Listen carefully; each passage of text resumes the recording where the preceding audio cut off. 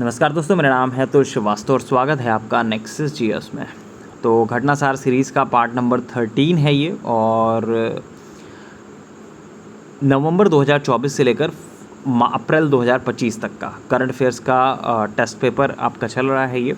चलिए, मार्च 2025 में भारत के प्रधानमंत्री माननीय नरेंद्र मोदी जी को honorary order of freedom of Barbados से किस देश ने सम्मानित किया है? तो बारबाडोस ने सम्मानित किया है। नेक्स्ट है, वास्तुकला का नोबेल कहे जाने वाला प्रित्जकर पुरस्कार 2025 किसे प्रदान किया गया है? तो वास्तुकला के नोबेल के रूप में प्रसिद्ध है प्रित्जकर पुरस्कार 2025। ये हाल ही में चेंगद्दू के वास्तुकार लियू जियाकुन को सौंपा गया है। तो लियू जियाकुन। वर्ष 2025 का स्टॉकहोम वाटर पुरस्कार किसे प्रदान किया गया है? तो वर्ष 2025 का स्टॉकहोम वाटर पुरस्कार जो प्रदान किया गया है वो आपका किसे प्रदान किया गया है? गुंटर ब्लोसचेल को। जल विज्ञानी हैं ये। नेक्स्ट है, 12 मार्च 2025 को नरेंद्र मोदी जी को grand commander of order of star and की ऑफ इंडियन ओशन किस देश ने दिया है? तो ये आपका मॉरिशस ने इस चीज़ को प्रदान किया है। नेक्स्ट है, ग्रैमी अवार्ड 2025 में भारतीय अमेरिकी गायिका चंद्रिका टंडन को उनके किस एल्बम के लिए सम्मानित किया गया है? तो त्रिवेणी के लिए सम्मानित किया गया है। दुनिया का सबसे प्रतिष्ठित संगीत सम्मान है ग्रैमी अवार्ड 2025। इसमें भारतीय अमेरिकी गायिका हैं चंद्रिका टंडन, उनको त्रिवेणी नामक एल्बम के लिए सम्मानित किया गया है। वर्ष 2024 का इंदिरा गांधी शांति पुरस्कार किसे प्रदान किया गया है? तो वर्ष 2024 का इंदिरा गांधी शांति पुरस्कार जो प्रदान किया गया है चिली के पूर्व राष्ट्रपति मिशेल बैचेलेट को दिया गया है। किसे दिया गया है? मिशेल बैचेलेट को। 2025 के ऑस्कर पुरस्कार में सर्वश्रेष्ठ फिल्म सहित 5 पुरस्कार किस फिल्म को दिए गए हैं? तो दिए गए हैं अनोरा को। किसको दिए गए हैं? अनोरा को। अभी ये 2 मार्च 2025 को लॉस एंजल्स में आयोजित हुआ था 97 नंबर का एकेडमी मतलब ऑस्कर अवार्ड। इसमें अनोरा को 5 पुरस्कार जो है वो प्रदान किए गए हैं। लेखिका सूर्यबाला को व्यास सम्मान 2024 किस रचना के लिए प्रदान किया गया? तो कौन देश को वासी वेणु को डायरी के लिए दिया गया है? हिंदी की लेखिका हैं सूर्यबाला और उनके उपन्यास कौन देश को वासी वेणु की डायरी के लिए 2024 के व्यास सम्मान से सम्मानित किया गया है। नेक्स्ट है, गगन गिल को 2024 का साहित्य अकादमी पुरस्कार किस काव्य संग्रह के लिए मिला है? तो हिंदी भाषा के लिए गगन गिल को उनके मैं जब तक आई बहार के कविता संग्रह के लिए वर्ष 2024 के साहित्य अकादमी पुरस्कार से सम्मानित किया गया है। नेक्स्ट है, प्रधानमंत्री मोदी जी को दिसंबर 2024 में ऑर्डर ऑफ मुबारक अल कबीर से किस देश ने सम्मानित किया है? तो कुवैत ने सम्मानित किया है। दिसंबर 2024 की बात है। कुवैत ने प्रधानमंत्री मोदी जी को अपने सर्वोच्च नागरिक सम्मान द ऑर्डर ऑफ मुबारक अल कबीर से सम्मानित किया है।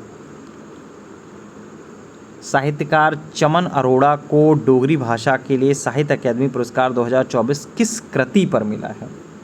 तो इनकी कृति का जो नाम था एक होर अश्वत्थामा था। क्या नाम था? एक होर अश्वत्थामा। 20 मार्च 2025 को तेलुगु अभिनेता चिरंजीवी को लाइफ टाइम अचीवमेंट अवार्ड कहाँ प्रदान किया गया है? तो तेलुगु सिनेमा के दिग्गज अभिनेता हैं चिरंजीवी।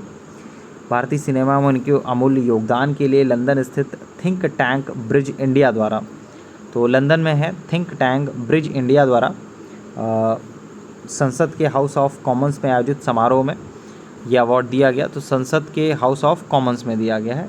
डी ऑप्शन सही होगा, 4th ऑप्शन। 2025 में मैसाचुसेट्स गवर्नर ने प्रशस्ति पत्र किस भारतीय महिला को दिया है? तो नीता अंबानी जी को ये दिया गया है। फरवरी 2025 की बात है। नीता अंबानी जी भारतीय महिला को शिक्षा, स्वास्थ्य, खेल, कला, संस्कृति और महिला सशक्तिकरण में उनके उत्कृष्ट कार्यों के लिए मैसाचुसेट्स के गवर्नर का प्रशस्ति प्रदान किया। वुमेन ऑफ द ईयर 2025 में शामिल भारतीय जीव विज्ञानी का नाम क्या है? तो पूर्णिमा देवी बर्मन इनका नाम है। प्रसिद्ध भारतीय जीव विज्ञानी वन्यजीव संरक्षणवादी हैं। इन्हें फरवरी 2025 में प्रतिष्ठित क्रिकेट टाइम मैगजीन ने वुमेन ऑफ द ईयर 2025 की सूची में शामिल किया है। इनका नाम क्या है? पूर्णिमा देवी वर्मन।